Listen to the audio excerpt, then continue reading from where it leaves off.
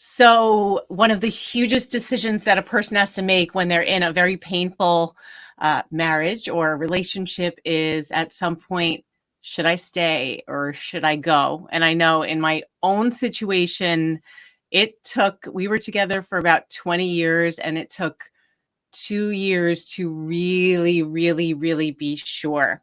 So this is the beginning of a whole new chapter of life. And for a lot of you listening, you're in a situation where maybe you've been in it a long time. You don't, one in two people don't even realize that they're in an abusive relationship.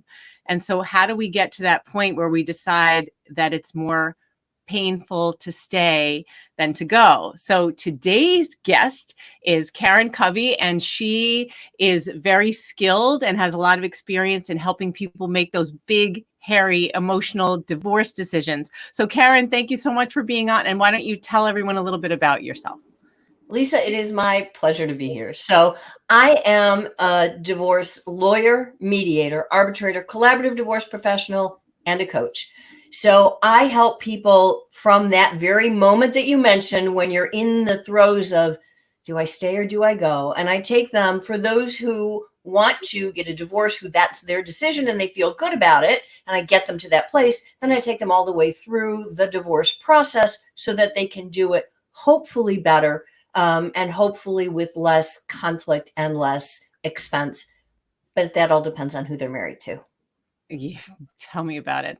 So, I mean, how do you get people to feel more comfortable with making that decision? In our experience, we tend to deal with people who are already out, who have made the decision. That's actually easier for us because I find that a lot of our clients have been in these coercively controlling relationships, and that it's very hard for them to make decisions. And we say, when you're ready, when you've made the decision, then we can proceed forward and get into all the legal stuff and help you use your lawyer efficiently.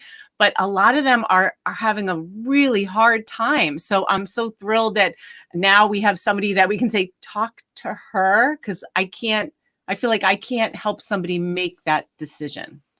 Right. And well, there's a difference, and I want to point this out, but there's a big difference between helping someone make the decision for themselves, which is what I do, and forcing them or making the decision for them, which I do not do because it's not my life, right? Mm-hmm. So when you're thinking about, is this really working? Is this what I want? Do I want to stay married or stay in this relationship? The first thing that most people need to understand, you need to normalize this. I promise you, you are not the only one who's struggling with this decision. There are, like, I don't know how many people, I can't give you a statistic because it's not like anyone does research on how many people are thinking about something, right? But it's kind of hard to get the good stats. But the point is, I know that a lot of people struggle anywhere from 2 to 7 years, and sometimes longer than that. So the fact that you're in the struggle, do not beat yourself up for, oh my God, I should know this. I should, be able to make a decision. What's wrong with me? There is nothing wrong with you. This is a huge decision, and you want to take a step back and do everything right, because what you don't want is to make a decision and look back and say, ooh, woulda, shoulda, coulda, right? I wish I wouldn't have done this. Or be in the opposite position, which is where people never think about, which is you're now 5 years down the road and you're still stuck. You are in exactly the same place as you are right this minute, and you haven't changed and you haven't made a decision. That's a decision too. So when somebody finds you, I imagine something has happened in their life that makes them even consider leaving the relationship. Can you think of any particular I mean, I can think of for myself, but I want to hear from the general, like, what do you see where someone's like, this happened, or this is going on, and now I found you, Karen, so here's what it is. Like, what are some common, I almost want to say red flags of divorce or something? Well, the most common is someone catches their spouse cheating, right? That's a big, that I would say that is actually more than a red flag. That's like fireworks are going off. And so here's the interesting part. Not every person who catches their spouse cheating is ready to just say, okay, that's it, I'm done, right? I know. Especially if you've been in a long-term marriage. This is a hard, big decision. Yeah. And then you have the added shame of everybody else looking at you. Like, if they know, they're like, what's the matter with her? Why didn't she leave? Why is she staying with a cheater? Right. And then now all of a sudden you have that cheating tarnish or whatever associated with you. And that's doubly bad. Right. So cheating is the first thing that will make people say, yes, no. Mm-hmm. Another thing is you just get tired, right? So you've got that little niggling feeling inside of you, like, I don't know if this is good. And then something else little happens and you're like, I don't know. And the little things add up and add up and add up over time until one day you're like, I don't know if I can do this anymore. I don't know if this is what I want, right? That's in many ways the harder decision because you don't have the burning red flag in front of you that you can say, okay, you did this, you're the bad person, I'm out. It's just like, yeah, something's off. Something's not right. I'm not happy. How come I'm never happy anymore? And over time, that builds and builds and builds until the pain of staying starts to become greater than the fear of leaving. Yeah. So that second part, the B answer, A and B, yeah, we never see that. We get the extreme situations where it's like the hammer on the head, you know about it. What about, I know in my own situation, because I was with my ex for 20 years, those last two were thinking, I got to go, but I got to figure it out, where there's this pressure, whether it's internal or societal or from our spouse, like, if you break up this family, then you are going to be responsible for all kinds of other people's pain, especially children. And I know, and I felt like I shouldn't have done this, but we went through so many rounds of couples counseling, which made things much worse. But the first couples counselor said, before you can make a big decision like a divorce, you should go to 6 months of therapy with me, $200 an hour, not including insurance. And this was a long time ago. Because you don't ever want to just get the divorce, even though there had been all kinds of stuff by that point. And she said, you need to really be sure that this decision is right. But at the time, I already felt like I had made the decision, and it was just torture to have to go through this weekly crap of continued emotional abuse and lying and whatever. Like, what do you think about that when there's all this pressure from other people, including professionals, sometimes saying you're not ready to make the decision, even though you feel like you're ready, you're not? Listen to yourself, listen to your gut, right? Now, I also believe that this isn't a decision that you should make lightly. That having been said, I've never known anyone who did, ever, and I've been doing this decades. People take marriage seriously. They work on it, they think about it, they struggle with the decision, right?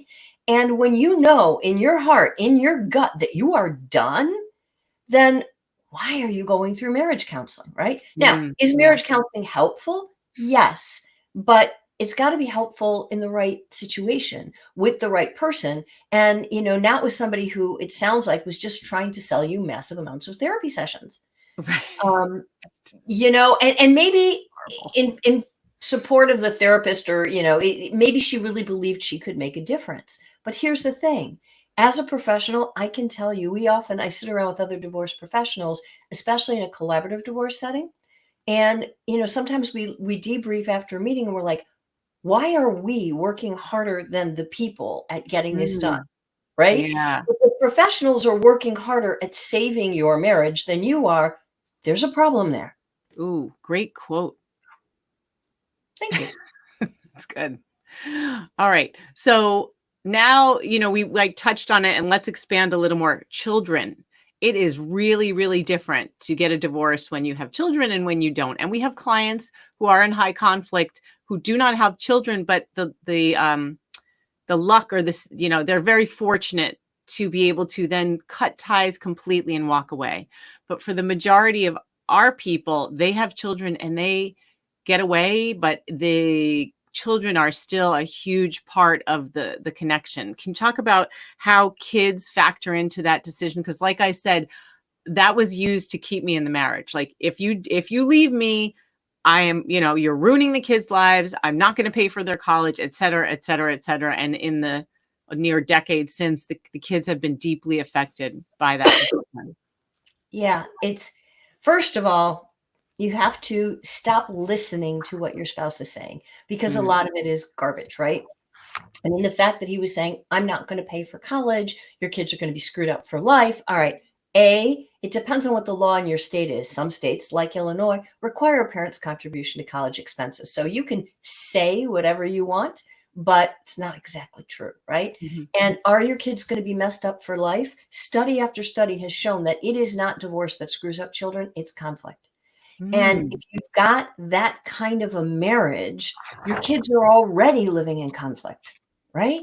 So there's already a problem. Will the conflict ramp up if you get a divorce? Well, yeah, if your spouse makes it ramp up, of course it will. But there are things that you can do to counteract that kind of behavior as best you can. And you have to be smart about it. If there's one thing I tell my clients, it's like, you need a plan. And if you are really in that kind of an abusive, high conflict situation, if your spouse has a mental health issue, a personality disorder, narcissism, any, or bipolar or anything like that, you don't just jump into a divorce. You don't wake up one morning and go, okay, today's the day. That would be a very bad idea. What you need to do is say, okay, if I'm going to do this, what ducks do I have to get in which rows in order to give this the best chance possible for going in a way that won't destroy the children, right? You've got to bolster the children up. For some people who knew that they just never could get away, they just waited until the youngest was 18, which is like really, really hard and horrible. But I interviewed a woman on my podcast who did exactly that. She was in a terribly abusive situation. Her husband would not let her have a credit card in her name. She didn't have a bank account in her name. She had no job, no access to anything. He isolated her. I mean, it was pretty awful. And she used to scrape couple dollars here, couple dollars there, grocery money, put the money away instead of buying a coffee, whatever it was. And over time was able to amass a little nest egg so that when her youngest turned 18, she was like, I'm out of here. But she made a plan. And sometimes the plan might be long term. Sometimes it can be much shorter than that. But you have to plan for this, or you're going to end up jumping into like who knows what. Yeah. And as you say that, I told you that it took me 2 years to get out. From the moment I was like, oh, we're done. Even though I did the couples counseling with 3 different therapists over that time period. But I knew, because I had seen other people just decide to get a divorce and do it wrong and waste a bunch of money, et cetera. So in terms of planning, are there certain things that you can talk about that people need to consider when making that plan? Because in my head, it was like, financial. How am I going to get out of here and figure out where I'm going to live and what's going to happen with the kids? So what are some elements that should be part of that plan? And especially, remember, you're talking to people, our audience tends to be people in domestic violence situations. So financial is very, very important, because if you don't have the money to live, you're going to be in a world of hurt, right? Nobody wants to leave an abusive marriage and end up homeless. That's not a good plan, right? So it's about doing what I just told you the woman did, where she was scraping money. Find a way to put money aside somewhere. I mean, I literally do. This sounds kind of primitive, but I don't care if it's in a black box buried in your backyard. It doesn't matter where it is. You need access to cash. That's number one. Number What do you two, think about gift cards? gift cards are beautiful. I love gift cards. I love gift cards, because you just put 25, 50, $100, whatever it is, on the gift card, and then you've got the gift card, right? So those gift cards are great. Prepaid credit cards, or a prepaid debit card, is also kind of the similar thing. If you can sneak some money into there. But here's the other thing too. You've got to be very careful that you don't leave a digital trail that your spouse can find. Uh-huh. right? Yeah. So, that's another idea. Good old fashioned cash, right? Having money, like if you have a parent or a sibling or somebody that you really, really, really trust, maybe they can set some money aside for you. So that's one element of it, is that financial element. But I also suggest people hook into the domestic violence shelter in your area. Find out, there are so many resources available, you probably don't even know what they are, right? I know. So I it's know. about hooking in, getting those resources. If you don't have a job, okay, start. The first time you think about getting one should not be when you walk out the door. You should be at least thinking about it. See if is there a way you can put together a resume? Is there a way that you can do these things without being found out, so that when you do walk out the door, you can hit the ground running? Or do you have a friend or family member who's willing to give you a job? Like, Mm, that would actually be the best thing. The other thing you need to do is also shore up your relationship with your kids. Make sure they have as much support and psychological stability as possible before you leave. For example, if like with teenagers are tough no matter like what your household situation is, you're right? talking to a former high school English teacher. There you go. So you know. Yes. So it's about making sure that you're supportive of your teenager, that you're on good paper, that they have um, as much psychological support as they can get. There are some organizations, I don't know if they're all over the country, but there's a group. It's in Illinois. I know it's more than just Illinois. It's called Rainbows for All Children. I don't know if you've heard of it. I've heard of it. It's the divorce support group for children. Check out where, I mean, you can't enroll your kid until the time comes, but you can check out what resources are available. Do you have health insurance? Are therapists covered? Who could be there? Who can you have on board for your children just in case? And have like a little blurb written that you could go and talk to their teachers, their high school, or their, school counselor, their doctors, they're the people who are going to have contact with your kids, so they know, oh, hey, if my child starts behaving strangely, if some, like, let me know. This is what's going on. We just want to let you know, right? So the more back end legwork you can do before you hit the road, the better off your kids are going to be too. Yeah, and I was thinking when you talked about with therapy, well, first of all, the Domestic Violence Center, I'm now a state certified domestic violence advocate, but I had no idea. In my head, I thought it was for battered women. I didn't understand domestic violence. There are tremendous free resources there. 2 years after getting out, I was getting free counseling. My kids were getting free counseling. It was amazing. So a lot of places have domestic violence centers that give all kinds of free resources, more than what I've mentioned. And it's worth getting in touch. However, COVID did place an enormous burden on them. So we've heard lots of complaints about centers not being able to help, shelters being overcrowded, taking a long time to get back to people. And that, unfortunately, is just from, the reality of what happened during the pandemic.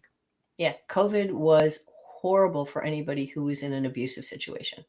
because now you were stuck in the house with your abuser, and it was really bad. Yeah. But in terms of therapy for the kids, I feel like one of the things we see often in a high conflict divorce and post separation is a difficult ex who tries to prohibit the kids from getting therapy. And so one thing that's helpful is to, before the separation, if you can get your kids into therapy so you can show it that this is something they're already doing, and to argue to keep the status quo, especially to transition the kids through these two different difficult points of their lives, you have a better chance of keeping the therapist, rather than attempting to, when you have joint legal decision making, to work with somebody on getting your kids help, because there's all kinds of issues with that. 100%. That's a really good point. I mean, and that's part of what I'm saying about the planning beforehand. Like, to your point, if you've got your kids in therapy, if you've got support for your kids, if you've got all of that set up before you divorce, now, or before anyone leaves or files or anything, now you've got a much better chance of keeping your kids in that supportive environment than you would to get them there in the first place. You're 100% right. Right. And a lot of that, from in our experience, and I know I'm talking to a divorce lawyer, but you think about what matters to people involved in these cases. And a big thing we see is consistency, stability, and routine for the children. So if this is already part of their routine, that's the foundation of their lives. Like, many professionals don't want to disrupt it.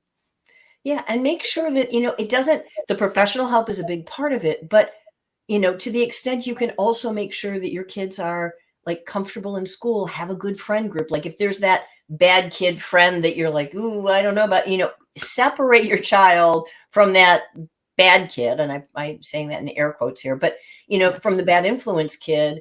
Before you do this, do your best to shore up your children as much as you can in any way that you can, because once the divorce starts in process, all bets are off.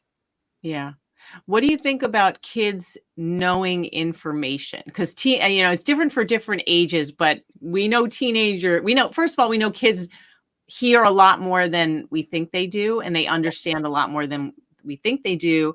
And so to keep that a secret, what happens when they start asking questions, but you haven't done anything yet? So let me see if I've got this right. So the kids are asking, are you leaving? Are you leaving? Yes, And you yes. haven't done anything yet. Yeah. And it's like you're trying to keep it a secret and you're trying to plan, and they sense a change and they want to know, because it's their lives that are going to be probably affected more than anybody else's, because they're the ones who have to go back and forth, among other things. 100%. But Yeah. you're How do you walking deal with really kids who are like, tell me what I know, there's and going into your phone and discovering all kinds of things? Like, how do you deal with that? well. First of all, know that this is a thing. And if you've got the kind of kid that's going to pick up your phone and go into it, then be very careful with what you have on your phone. Like that's number one. I have had clients who were in that situation and it didn't go well. Okay. So, and here's the thing. Your children are products of both you and your spouse. And so they're going to feel allegiance to both of you. And if you tell them, oh, yeah, I'm planning on leaving a week from Tuesday, like to expect them to keep that secret from their other parent, even if they don't like their other parent, even if like it's not going to happen. Kids have a really hard time keeping secrets. Obviously, the younger they are, the more stuff just comes out. Right. But even teenagers, like they'll tell their best friend, and then their best friend will go home and be telling their mother, and their mother is best friends with your father, and the blah, and like word gets out, right? So you do not want to have that happen. As much as you want to, I would not recommend telling your kids anything until you've got the whole plan in place, and it's like the night before or the day of, and you're saying, let's just do this, and here's the plan, and blah blah blah, right? Whatever the plan may be. I don't suggest telling them in advance. Now, what do you do when they say, I know something's going on? It's just, you have to find a way. It depends on what your relationship with your kid is to say, you know what, honey, there's, you can't really say there's nothing going on, but you kind of got to like, how do you be judicious and like sort of skirt the issue? It's like, you know what? If anything ever changes, I'll let you know. Yeah. You'll be I'm figuring it out. I'm figuring out what's that's a good one. Yeah. Right. It's like, yeah, things aren't perfect, but we're still here. We're still here. Yeah. But you've got to be careful. And a lot also depends on where your kids' allegiances lie too. I mean, is your spouse going to pump your child for information? Now you just put them in a really hard position. Yeah. That's what we're dealing with a lot now with, what we focus on a lot is getting people through the court system during a divorce or separation and post judgment. And now we're focusing a lot on stuff with the kids and the allegiances and the loyalty and how to deal with it, because we see that often, in these high conflict situations, a toxic partner will try to turn the kids against the other parent because of, if you love me, then you have to not like the other parent. That's a whole other thing. Right. And the other thing that happens with that is that the parent who is the more stable parent, the one who is actually loving and healthy and mentally with it, right? they're usually the one that gets it the hardest, Yeah. because on some level, the kid, like, I'll tell you a story. I had a friend of mine who was a divorce lawyer, and he and his wife had gotten divorced, and this was a zillion years ago, right? And the kids, he would come over, and the kids would, his wife would say, "You did this," or "You did," like he and his wife would get in a big fight. She was Yeah. abusive to him, blah blah blah, and the kids always took her side, and Mm-hmm. he was devastated, Yes. devastated. And then time went by. I mean, he still had a relationship with his kids, but he was just destroyed, right? Time went by and the kids turned 18. And then one day they were all together, him and the kids. And he was like, you know, how come you always took mom's side?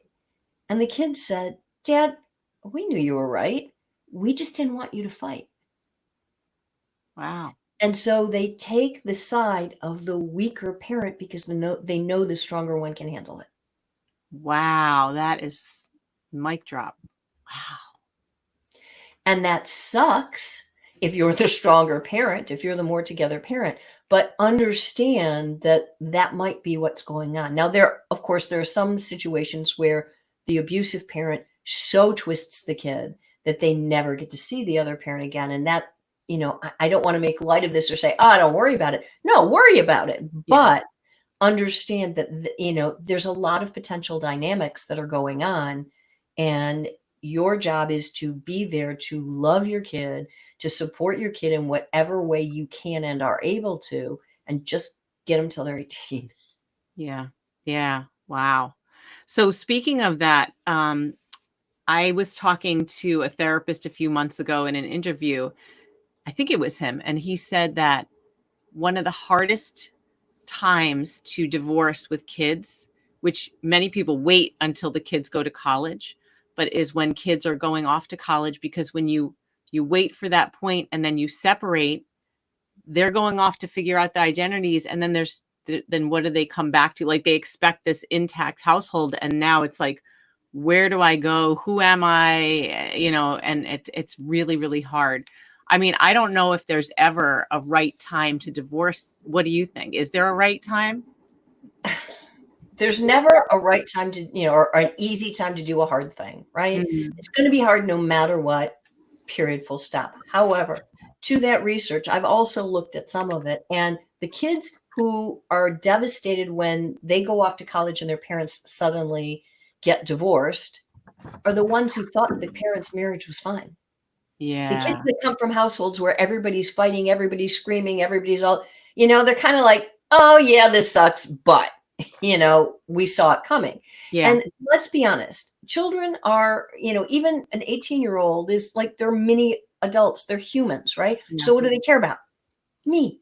How is this going to affect me? Right. Right. So if they're off to college and your divorce means that they don't have enough money for tuition next semester and they're going to have to drop out, now they're upset. Right. Right. But if Right. you've kind of got a plan to keep them on level and keep them stable going through, or you're not paying for college now, they're on scholarships or whatever that might be, then that's a different situation than when your divorce is going to dramatically affect them. The same thing is true with teenagers. We used to say the worst time to get a divorce was when your kids were teenagers, because when you're a teenager, your hormones are like out of control and Right. everything's about you and you're worried about what people think. And now there's social media and that's a whole nother level of stuff and blah, blah, blah, blah, blah. Well, our kids are maturing later now, Yeah. right? Yeah. So the 20 is the new 12. And so, I mean, how Yeah. many parents have kids? The boomerang generation, they're living in their basement. They don't want to get a job. It's all the things, right? And I'm not saying this is everybody, but so the point is, what used to be, it's worse to get a divorce when your kids are teenagers. That I wouldn't be surprised if that age wasn't creeping up a little bit or expanding up a little bit. But at some point, you have to remember the airplane and the oxygen mask. Hmm. You've got to put your oxygen mask on first before you can help anybody else. And at some point, like, it's one thing to say, okay, I can tough it out for a year. I can tough it out for 2 years, but can I tough it out for 10 or Mm. 20? That might be asking too much. And what are you teaching your children? I was just about to say that. Right. because what you're modeling for them is what they then think is normal, no matter what you say. And it's familiar, and we gravitate towards what's familiar. So Yep. whatever's happening in that household, the kids are going to think that this is just how it is Yep. in every relationship. So Yeah. that's the tough part about staying for the sake of the kids in an unhealthy relationship. And also about the college thing, I don't remember if it was the same therapist I was talking to, but somebody was telling me that sometimes when you are in the midst of a fighting and there's going to be a divorce, that boarding school and summer camp can be very helpful for kids because it takes them out of the conflict and they can just do their thing and they're not present for it. I love that idea. I really love that idea. There's actually a really good YouTube video of a woman who's a professor and who did some research with, she was a college professor, and she did some research with her students on, who was really affected by their parents' divorce when they went away to college and who wasn't. And I think she did I don't know if it's a TED talk or just a talk. And I'll give you her name for the show notes. I You want have to to. say, I Yeah. think it's Tamara Afifi or something like that. I will get you the link, Okay. but it's like a 15, 20-minute talk, and it was really eye-opening. Yeah, that's fascinating. Okay, so another thing is, so we talk a lot about with the kids, but back to ourselves and our own oxygen masks. How helpful is it if I'm in this relationship to make a physical list of the pros and cons of staying? And do people still do that? Yeah, people still do that because they don't know what else to do. Yeah. It is a decision-making framework, okay? The only problem with it is it doesn't work. Because Really? oh my gosh. Have you ever made a pros and cons list? You make the little Yeah. T-chart Yeah. and you say, okay, here's all the pros and here's all the cons. And the cons outweigh the pros like 5-1, right? So any rational person would go, okay, I shouldn't do this thing. But you look at that list and you go, okay, I can see that there's more cons, but the pros are so much more important. Well, yeah, the And then weight of the different yeah, factors. exactly. And so you wait. So the point is it a bad thing to do? No, it's not a bad thing to do. Is it going to actually help you make a decision? Yeah, probably not. Okay. All right. Yeah. So then before we get into tips for making decisions instead of the pros and cons list, I'm losing my train of thought. I just lost my train of thought. Okay. Anyway, we'll just go with it then, and I'll interrupt you as soon as it comes back to me. Okay. But for making, okay, I got it. Coercive control. People have been in these relationships for a long time, often where without realizing it, we've given our authority to another person. And I know that many people come out of these relationships, men and women, where it is so hard to make even the simplest decision, like ordering from a menu, because we've lost ourselves. We don't know who we are anymore. And now we're put in the situation to make these huge life-changing decisions that are going to affect everything. That some of our people have been married for decades. They were teenagers or early 20s. Like they have no idea of who they are. How can they make a decision to leave and go into the unknown, or just make decisions in general after their brains have been affected? Yeah. The short answer is practice. Start small and practice. And, so first of all, you've got to work on yourself first, right? Remember, the oxygen mask, it all starts here. So the first thing you're going to do is get yourself support. If you can get into therapy, individual therapy, not marriage counseling, individual therapy. Get some support for yourself. Build a support team of friends or family members that you can call and just talk to. And you can say to them, hey, I just need to vent, or I just need to know, is what I'm telling you, does that sound normal? Do I sound like I'm crazy? Do I, because at some point you don't know anymore, right? So it's like, get your team around you. And then there's some little things that you can do. For instance, decision fatigue, the inability to make a decision is a real thing. Like I think according to Inc. magazine, today, human beings in our society have to make 35,000 decisions a day. Oh my God. A day. Everything from what do I watch, what do I wear, where do I go, and blah, blah, and like on and on and on and on. So one way to get better at making decisions is to eliminate as many decisions as you can, right? For example, Steve Jobs, Mark Zuckerberg, they are always in a black t-shirt, or Steve Jobs was when he was alive, right? They had, why did they do that? Because then they didn't have to use their brain power to decide what am I going to wear today. It was already done, right? So as much as you can, narrow down the number of decisions that you have to make in a day. And you're going to be the freshest, theoretically, and the most able to make decisions earlier in the day. Great. So at night, if you don't want to wear a black t-shirt every single day, okay. Yeah, I would never. Yeah, I know. I wouldn't I'm like a fashion-y person. I would never. But you can lay out your outfit for tomorrow tonight. Mm-hmm. You can't, because then that eliminates the decision from tomorrow. Some people eat oatmeal for breakfast every single day. Why? Because they don't have to think about it. So it's like as many of those little tiny things that take brain power, and you're like, what difference does that make? Well, they add up. So the more little decisions that you can take off the table, the more space you open in your head for the big stuff, right? That's another thing that people can do. And start working on making decisions. When you go out to eat, don't say what so many of us do, oh, I'll have what she's having. No. Look at the menu. Don't even think about what the other person, and order what you want. The more you practice making decisions, the better you get at it, the more confident you get at it, and the bigger decisions you can make. I love that because it makes me think about, again, bringing it back to my own experience.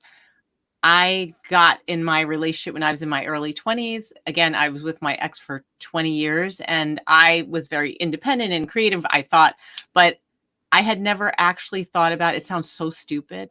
I never thought about what I wanted in another person.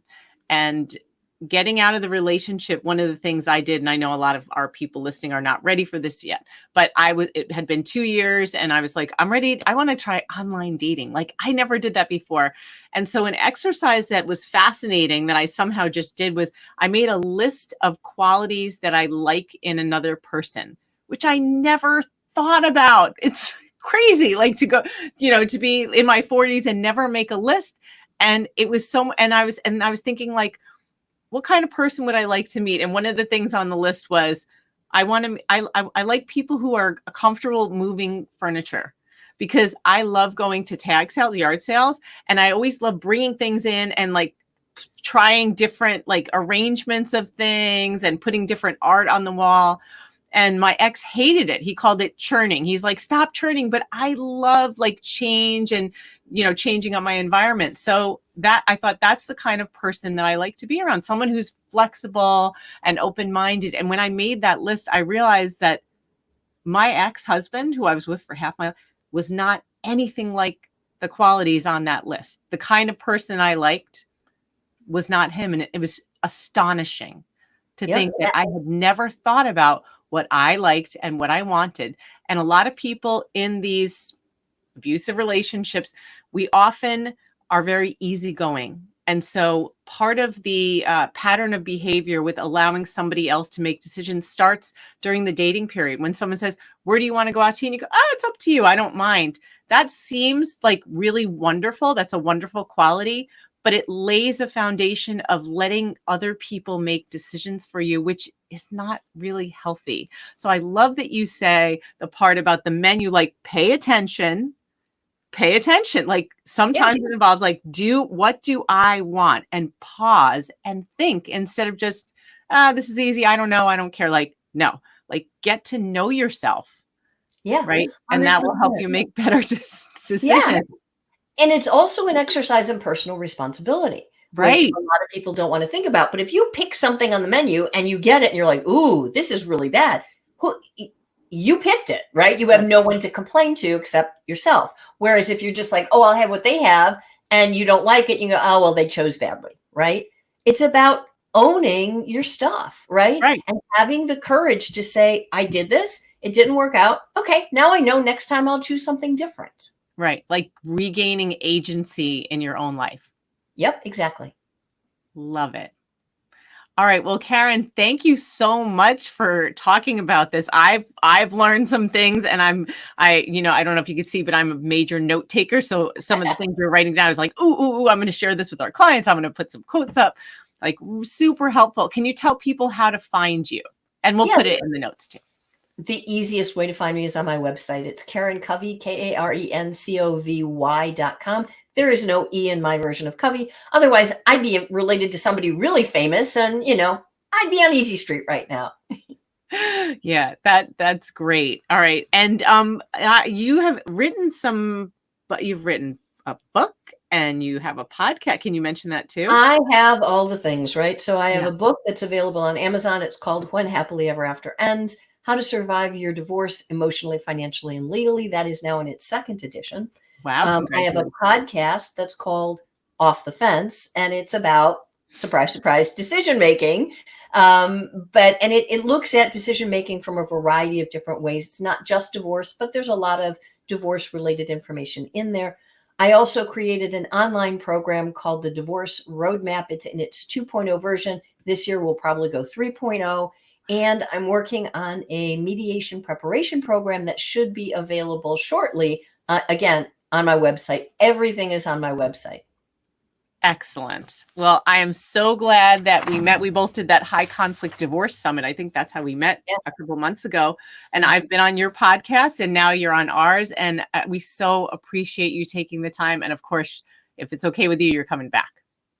I would love to. I can talk about this stuff forever. And I think it's so important because like so many people don't know. And it's just knowledge, knowledge is the first step towards freedom. It really is. Exactly. Yes, yes. All right. Well, thanks for coming on and sharing such important knowledge and wisdom because we really believe in empowerment through education. Awesome. Thank you for having me, Lisa. Okay, you're welcome. Take care.